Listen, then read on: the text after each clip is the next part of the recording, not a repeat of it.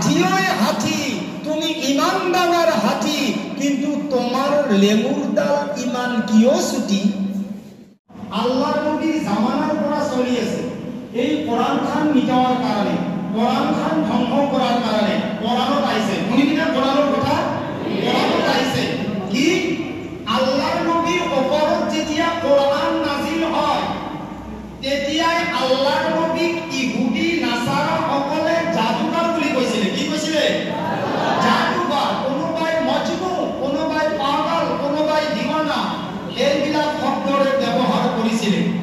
শুনা, আল্লাহৰ নবী সাল্লাল্লাহু আলাইহি ওয়াসাল্লামৰ ওপৰত যেতিয়া কোৰআন নাজিল হয় তেতিয়াই আল্লাহৰ নবী কৈছিলে যে ই জাদুকাৰ।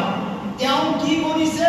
তেওঁ নিজে লিখি পেলাই প্ৰচাৰ কৰি আছে। নাই নাই, কোরআনত আহিছে ওয়া ইন কুনতুম ফি রাইবিন মিম্মা নাযালনা আলা আবদিনা ফাতু বিসূরাতিন মিন মিথলি ওয়াদউ শুহাদাআকুম মিন দুনিল্লাহ ইন কুনতুম সাদিকিন। কোরআনত আহিছে ওয়া ইন কুনতুম, যদি তোমালোকৰ ভিতৰত ইহুদি নাসাৰা সকলক কোৰআনে এলান কৰিছে, আল্লাহ কৈ আছে ওয়া ইন কুনতুম, যদি তোমালোকৰ ভিতৰত রাইব সন্দেহ হয় আবদিনা মোর নবী মুহাম্মদুর রাসূলুল্লাহ সাল্লাল্লাহু আলাইহি ওয়াসাল্লামের উপর, ওয়া ইন কুনতুম ফি রাইবিন মিম্মা নাযালনা, কোনটো বস্তু সন্দেহ হয় যিখন কোরআনে কারীম মই মুহাম্মদৰ ওপৰত নাজিল কৰিছিলো আলা আবদিনা মোৰ নবীৰ ওপৰত, তেতিয়াহ'লে তোমালোকে এটা কাম কৰা, ফাতু তোমালোকে লৈ আহা বিসূৰাতি, যিকোনো এটা সূৰা, মিন মিথলি, এক্সাম্পল হিচাপে, উদাহৰণ হিচাপে ইহুদি নাসাৰা সকলক কৈছে যে যদি মোৰ নবীৰ ওপৰত এইখন কোৰআনৰ ওপৰত কিবা সন্দেহ হয় তেতিয়াহ'লে তোমালোকে এটা কাম কৰা। কৈছে আগৰ জামানাৰ পণ্ডিত সকলক, আগৰ জামানাৰ পণ্ডিত যিবিলাক আছিল তাৰ কোরআন মিছা বুলি কৈছে, তেতিয়াহ'লে কৈছে যে মিন মিথলিহি, তোমালোকে যিকোনো এটা সূৰা নহ'লে এটা আয়াত লৈ আহা আৰু তোমালোকে প্ৰমাণ কৰি দেখুওৱা যে কোৰআনখন শুদ্ধনে তোমালোকৰ আয়াতবিলাক শুদ্ধ। ওয়া ইন কুনতুম ফি রাইবিন মিম্মা নাযালনা আলা আবদিনা ফাতু বিসূরাতিন মিন মিথলি, তোমালোকে এটা সূরা নহ'লে এটা আয়াত লৈ আহা। আৰু আল্লাহ কৈছে ওয়াদউ শুহাদা, আৰু সেই জামানাত তোমালোকৰ যিমান ডাঙৰ পণ্ডিত আছে সেই পণ্ডিত কেইটাকো লৈ আহা। আৰু যদি তোমালোকৰ দৰকাৰ হয় মই কিছুমান জিন্নাত দিওঁ। শুনি পাইছে? শুনি পাইছে? আল্লাহ কৈছে যে মই কিছুমান জিন্নাত দিওঁ, তাহাঁতৰ লগত মিলি জুলি এটা সূৰা বন্ধে এটা বুলিল ওয়াদউ শুহাদাআকুম মিন দুনিল্লাহ, ইন কুনতুম সাদিকিন, যদি তোমালোকে সত্য হোৱা। এতিয়া পণ্ডিত গিলাক মিলি পেলাই বৈছি। মই আগতে কিছুমান কথা কওঁ যে আজি মোহাম্মদ আজিজ দুনিয়াৰ পৰা গুচি গৈছে না, গায়ক দুটিয়া আজি জ্বলাইছে। ভূপেন হাজৰিকা গুচি যাবাৰ কিমান বছৰ হৈ গ'ল? এই ভূপেন হাজৰিকা আৰু দুনিয়াত আহিব নাহে। এতিয়া তেওঁলোকে মিলি জুলি এটা সূৰা বনাইছে। শুনিলো কোরআনত আছে না, আল কাদিআতু মাল কাদিআ ওয়া মা আদরাকা মাল কাদিআ, আছে না? এটা তেওঁলোকে বনাইছে, চেষ্টা করছি। সূরাটো গোটে রাতি বনে বনে বনে বনে বনে বনে বনে আছে। আৰু এই সূৰাটো কেনেকৈ বনাইছে জানা? কৈ দিম, কোৰআনত আছে আল কাৰিআতু মাল কাৰিআ, তেওঁলোকে সূৰা এটা গোটেই ৰাতি চেষ্টা কৰি মেহনত কৰি বনাইছি কোৰআনৰ সূৰাৰ নিচিনা। কি জানা? আল ফিলু মাল ফিল ওয়া মা আদরাকা মাল ফিল, হাতিওই হাতি, তুমি ইমান ডাঙার হাতি, কিন্তু তোমার লেমুর ডাল ইমান কিয় ছুটি। কি বনাইছি? কোরআনত কি আছে? আল কাদিআ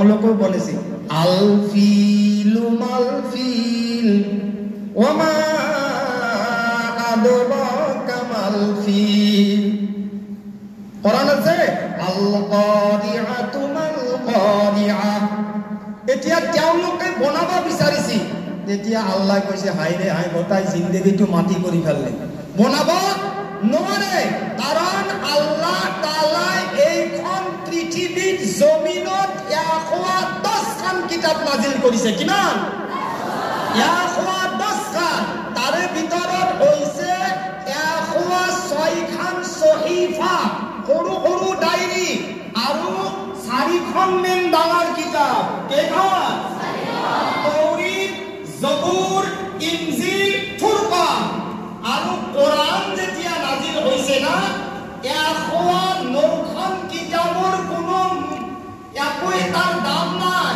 কাৰণ কোৰআন আহি গৈছে আৰু আল্লাহ 109খন অৰ্থাৎ 106খন সহিফা আৰু 4খন ডাঙৰ কিতাপৰ ভিতৰত 109খন কিতাপৰ গ্যাৰান্টি আল্লাহ লোৱা নাই আৰু গ্যাৰান্টি কাৰ লৈছে আল্লাহ গ্যাৰান্টি লৈছে এইখন কোৰআনত এই তালেবাসকল শুনিলেও কাম আহিব কোৰআনে কি গ্যাৰান্টি লৈছে আল্লাহ কৈছে ইন্না নাহনু নাযালনা যিকৰা ওয়া ইন্না লাহু লাহাফিজুন এই বিশ্বৰ মুছলমানসকল এই নবীৰ উম্মতসকল আজি কোৰআনে কাৰিমক যিমানবোৰ মানুহে ইছলাম ধৰ্মক যিমানবোৰ মানুহে মিটাৱাৰ চেষ্টা কৰি আছে কোৰআনক ধ্বংস কৰাৰ কাৰণে যিমানবোৰ মানুহে দুনিয়াত জুটি আছে আমাৰ আল্লাহ কৈছে এই মুহাম্মাদৰ উম্মতসকল মই 109খন কিতাপৰ গ্যাৰান্টি মই আল্লাহ লোৱা নাই কিন্তু এখন কিতাপৰ গ্যাৰান্টি মই স্বয়ং আল্লাহ লৈছো কোৰআনত আহিছে ইন্না নাহনু নাযালনা যিকৰা ওয়া ইন্না লাহু লাহাফিজুন এই মুহাম্মাদৰ উম্মতসকল এইখন কোৰআনে কাৰিম মই নিজে আল্লাহ নাজিল কৰিছো আৰু এইখন কোৰআনৰ জিম্মাদাৰী মই স্বয়ং আল্লাহ লৈছো যদি ইয়াত কোনোবাই এটা জবান এটা হক কোনোবাই এটা নক্তা বদলাৱাৰ কাৰণে চেষ্টা কৰে তাৰ জিন্দেগীৰ কাৰণে তাক মই নষ্ট নাবুদ কৰি দিম তাক মই ধ্বংস কৰি দিম তাক মই বৰবাদ কৰি দিম সুবহানাল্লাহ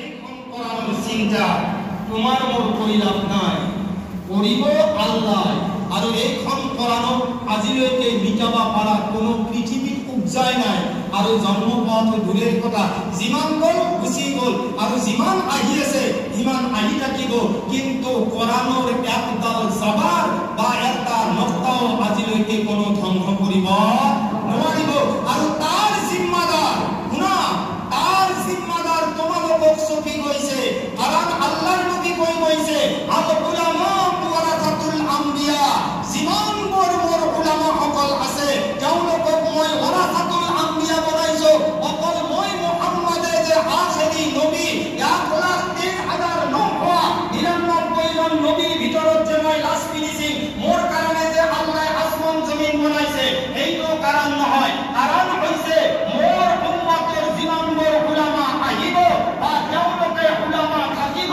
অকল মই নবীৰ দায়িত্ব তেওঁলোকক দিয়া হোৱা নাই দায়িত্ব দিয়া হৈছে আল উলামা ওয়ারাসাতুল আম্বিয়া তে কমবেশ 1,24,000 নবীর দায়িত্ব তোমালোকক দি থৈ গৈছে সুবহানাল্লাহ এই লাইফত তোমালোকে তোমালোকৰ মা বাবা এৰি আহিছা তোমালোকে তোমালোকৰ খানদান এৰি আহিছা তোমালোকে তোমালোকৰ নিজৰ জন্ম দিয়া মা বাবা এৰি আহিছা উদ্দেশ্য কি উদ্দেশ্য এইটোৱে যে আমি আমাৰ জিন্দেগী আমি আমাৰ লাইফটো কেনেকৈ বনাব লাগে আমি দুনিয়া से क्या मतलब है मदरसा है वतन अपना मरेंगे हम किताबों पर वरक अपना कफन होगा আমার দুনিয়ার লগত কোনো সম্পর্ক নাই আমার ৰাইজৰ লগত কোনো সম্পৰ্ক নাই আমাৰ ভাৰতৰ লগত কোনো সম্পৰ্ক নাই আমাৰ অসমৰ লগত সম্পৰ্ক নাই আমাৰ সম্পৰ্ক হ'ব কিতাবৰ লগত আমাৰ বন্ধুত্ব হ'ব আমাৰ কিতাবৰ লগত আমাৰ দোস্ত হ'ব আমাৰ কিতাব আৰু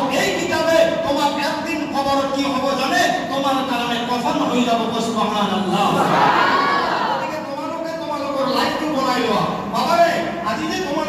আহিছা, কোনোবাই কোরআন পড়ে, কোনোবাই হাদিস পড়ে, এইটোই তোমালোকৰ জিন্দগী। তোমালোকে ইয়াৰ পৰা গুচি যাবা, এদিন বিয়া পাতিবা। যদি তোমালোকৰ কোৰআন শুদ্ধ নাই, যদি তোমালোকৰ হাদিস শুদ্ধ নাই, তেতিয়াহ'লে আজিকালি এজন ইমাম ৰাখিবলৈ হ'লে না, মনত ৰাখিবি 4জন 5জন শিক্ষকক মাতি লৈ তাৰ পৰীক্ষা লোৱা হয়। আজি মসজিদ বহুত খালি আছে, কিন্তু ভাল এজন ইমাম নাই। আজি মাদ্রাসা বহুত খালি আছে, ভাল এজন আলিম নাই। এই কারণে কৈছে যে তোমালোকে যিখিনি পঢ়িছা, পঢ়ানো হয়। যিবিলাক তালে পাই, যিসকল তালে পাই পঢ়ি পেলাই আনক পঢ়োৱাৰ চেষ্টা কৰিব, তাৰে নাম হৈছে তালেবা। আৰু তালেবাৰ জিন্দগী কেইটা কাম কৰিব লাগে? কেইটা? তিনটা। নম্বৰ 1, তালেবান সৰ্বপ্ৰথম কামটো হৈছে কি জানা? পঢ়া। তালেবান জিন্দগীৰ সৰ্বপ্ৰথম কাম কি? পঢ়া। 2 নম্বৰ তালেবান জিন্দগীৰ কাম হৈছে কি জানা? সেইটো হৈছে কি? পঢ়া। 3 নম্বৰ তালেবান জিন্দগীৰ কাম হৈছে সেইটো বেলেগ কাম নাই, বেলেগ আৰু কাম নাই। আজি অসমৰ, ভাৰতৰ, বিশ্বৰ মানুহে যে আমাক টকা পইচাৰে সহায় কৰি আছে নাই? তাৰ কাৰণে আজি যদি তুমি গাঁৱত যোৱা না, মোক 20 টকা লাগে, তোমাক নিদিয়ে। তুমি যদি 100 টকা খোজা, তোমাক নিদিয়ে।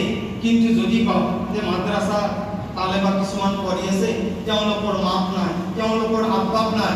আজি মাদ্ৰাসাৰ ল'ৰাসকলে গৰমৰ কাৰণে পঢ়িব পৰা নাই, পাংখা লাগে। কিছুমান মানুহ আছে না, নিজৰ মুৰ্গী, নিজৰ হাঁহ বেচি পেলাই হলেও মাদ্ৰাসাত দিয়ে। কাৰণ তেওঁলোকে জানে যে যদি মোৰ গাঁৱত যদি আলিম উলামা নাই, মোৰ খানদানত যদি আলিম উলামা নাই, মোৰ পৰিয়ালত যদি আলিম উলামা নাই, মোৰ ঘৰত যদি আলিম উলামা নাই, কমস কম যদি এজন মাদ্ৰাসাৰ তালেবাৰ লগত, এজন আলিমৰ লগত মহব্বত কৰা যায়, আল্লাহৰ নবী সাল্লাল্লাহু আলাইহি ওয়াসাল্লামে কয়, আল মাৰউ মাআ মান আহাব্বা ইয়াউমাল কিয়ামা।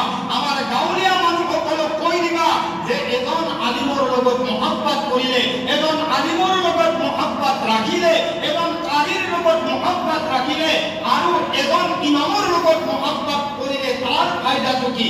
তুমি আলিম হোৱা নাই, তুমি হাফিজ হোৱা নাই, তুমি কাৰী হোৱা নাই, তোমালোকে মুফতি হোৱা নাই, মুহাদ্দিস হোৱা নাই, কিন্তু যদি এজন আলিমৰ লগত মহব্বত কৰে, আল্লাহৰ নবী সাল্লাল্লাহু আলাইহি ওয়াসাল্লামে কয়, আল মাৰউ মাআ মান আহাব্বা ইয়াউমাল কিয়ামা। দুনিয়াত সবে যেনেকুৱাকৈ যাৰ লগত মহব্বত কৰে, কিয়ামতৰ দিনা আল্লাহ ৰব্বুল ইজ্জতে তাক কবৰৰ পৰাই তেওঁৰ লগত উঠাব। এতিয়া বুজি পালো, এজন আলিম যদি জান্নাতত যায়, তেতিয়াহ'লে আলিমৰ লগত মহব্বত কৰা ক'ত যাব? এজন হাফিজৰ লগত যদি মহব্বত কৰে, এইজন হাফিজে যিখন জান্নাতত যাব, তেওঁকো সেইখন জান্নাতত দিয়া হ'ব।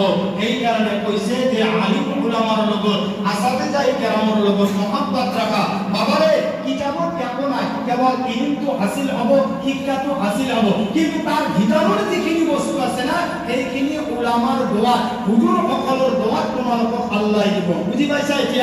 এতিয়া আমাৰ নবী কৈছে, এইটো আমাৰ দুনিয়াবী মামলা। এজন হুজুৰৰ লগত মহব্বত কৰিছা, এজন আলিমৰ লগত, এজন হাফিজৰ লগত, এজন কাৰীৰ লগত, কবৰৰ পৰা আল্লাহ এইজন আলিমৰ লগত দিব না নিদিয়ে? এতিয়া যদি যিসকল তালেবাই দৌৰা হাদিছত পঢ়ি আছে না, তিৰমিজিত এটা হাদিস আছে, তিৰমিজি শৰীফত, বুখাৰীত এটা হাদিস আছে, আবু দাউদত এটা হাদিস আছে। আল্লাহৰ নবী সাল্লাল্লাহু আলাইহি ওয়াসাল্লামে কয়, এইটো দুনিয়াৰ মামলা যে আলিমৰ লগত মহব্বত কৰিলে আল্লাহ আলিমৰ লগত জান্নাতত দিব, যিখনত যায়। কাৰীৰ লগত মহব্বত কৰিলে কাৰী যিখন জান্নাতত যাব, আল্লাহ সেইখন জান্নাতত দিব। মুহাদ্দিস সাহাবে যিখন জান্নাতত যাব, দুনিয়াৰ মামলা হিচাপে তাক সেইখন জান্নাতত দিব। এতিয়া কোনোবা তালেবাই যদি বা কোনোবাই যদি গাঁৱৰ নৌজোৱানে যদি ড্ৰাগছৰ লগত মহব্বত কৰে, তাক কাৰ লগত উঠাব? ড্ৰাগছৰ লগত উঠাব। কোনোবাই যদি মদ খায়, তাক মদাহিৰ লগত উঠাব। কোনোবাই যদি ভাং খায় তা ভাঙির লগত উঠাব, কারণ হাদিসে কৈ আছে না কোনোবাই যদি উট খায় তা উটৰ লগত উঠাব। এতিয়া আল্লাহৰ নবী কৈছে মান আহাব্বানি, এই মুহাম্মাদৰ উম্মত সকল শুনিলো, আল্লাহ কৈছে মোৰ বান্দা অৰ্থাৎ মুহাম্মাদৰ উম্মতে যদি আল্লাহৰ নবীৰ লগত মুহাব্বত কৰে, ডাঙৰ কথা সুবহানাল্লাহ। আল্লাহৰ নবী কৈছে মান আহাব্বানি, যিজনে মই নবীৰ লগত মুহাব্বত কৰিব, কানা মাইয়া ফিল জান্নাহ, সেইজনে মই নবীৰ লগত একেলগে জান্নাতত থাকিবলৈ পাৰিব।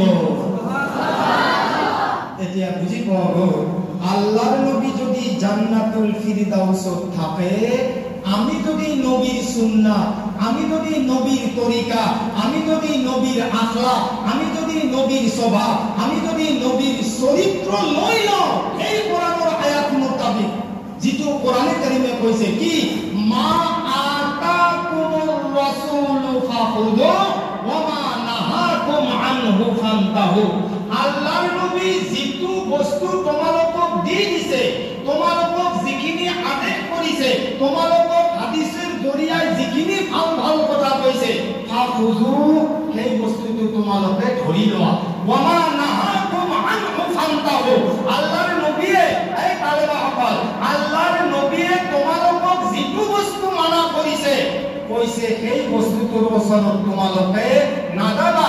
এতিয়া আল্লাহৰ নবীৰ যেতিয়া আখলাক আমাৰ মাজত আহিব, আল্লাহৰ নবীৰ চৰিত্ৰ যেতিয়া আমাৰ মাজত আহিব, আল্লাহৰ নবীৰ স্বভাৱ যেতিয়া আমাৰ ভিতৰত আহিব, আল্লাহৰ নবীৰ লগত মহব্বত কৰা হ'বনে নাই? আৰে হ'বনে নাই? নামৰ আগত মুহাম্মদ লগালে আল্লাহৰ নবী কি আমাক সুপাৰিশ কৰিব? নামৰ আগত মুহাম্মদ, নামৰ আগত মুহাম্মদ, মুহাম্মদ অমুক আলী, মুহাম্মদ অমুক আহমেদ, মুহাম্মদ অমুক আলী, কিন্তু খাই পেছারায় ড্রাগস, মুহাম্মদের সুপারিশ করিব। খাই কিন্তু মদ, মুহাম্মদের সুপারিশ করিব।